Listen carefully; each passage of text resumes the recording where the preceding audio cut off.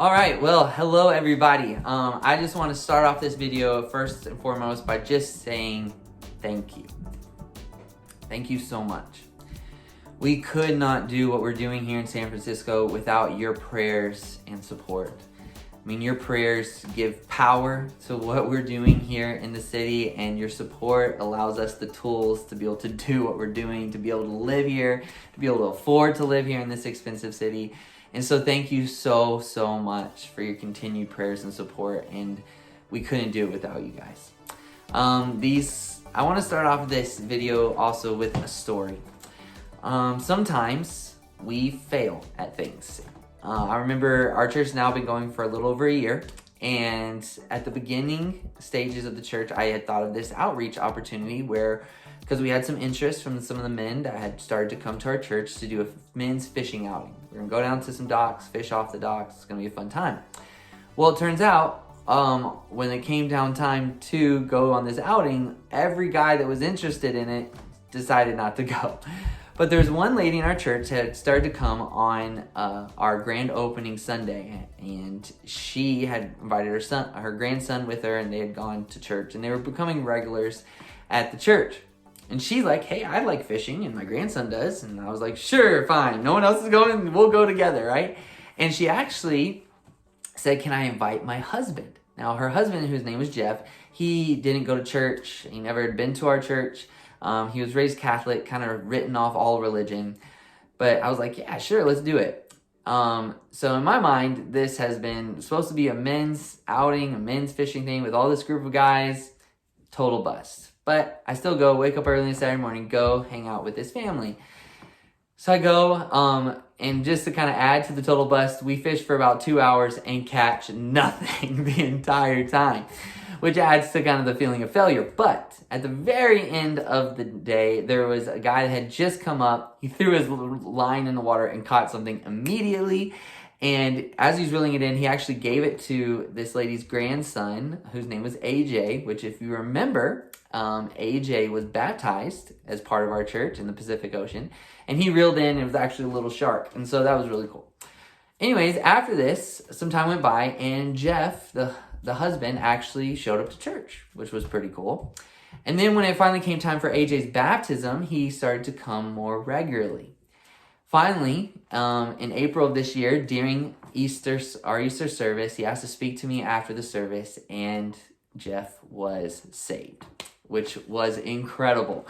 And it was right in time before they ended up moving that summer to Texas. But it was such an incredible thing, and it shows how God can use our failures, and he can bring about beauty through them.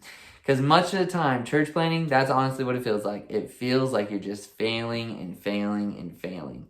But God is still at work, and God is still doing wonderful things. So this past few months has honestly been quite exhausting for Haley and I. Just, being bivocational, I actually picked up hours at my job and working more hours there, about 30, 35 hours a week between my two jobs, and then pastoring and starting the church on top of that. But it's been kind of tiring. We had a situation in our church come up that caused a lot of division. There's a guy that started kind of throwing around lies and actively trying to divide the church. We had to enact church discipline, and he actually came to the place finally where he stood before the congregation and apologized and made things right, and we were able to restore him into the fellowship of the church again, which was awesome. And just God working, and he even developed and has worked in that man's heart even more to soften him and to grow him closer to him. So God is still blessing, but it was an exhausting month or so going through that, and really set me behind on a lot of different things. But God is still at work. We also were able to, over the last couple months, start our brand new discipleship groups going. So Haley is discipling a few women, and I'm discipling a few men, and those groups are going awesome. It's very intense discipleship that really calls people to grow. And then also the hope is that they will be discipled to the point where they're able to disciple others within the church. And so it's been an incredible thing. And so God is still at work. God is still blessing. Even though we're exhausted, God is still doing some incredible things here in San Francisco. I would ask for your prayers on two things. Number one, is pray that God would send more laborers. We still have in our heart to start more churches. We worked on a little bit of that this past summer.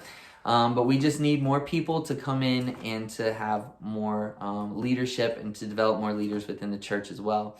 Also, just continue to pray that Haley, by the time you get this video, probably, we will have a new baby. And so if you didn't know that already, Haley's pregnant and we're expecting our 4th child, and it's a baby. Ready? What do you think, Zion? Boy. What does that mean?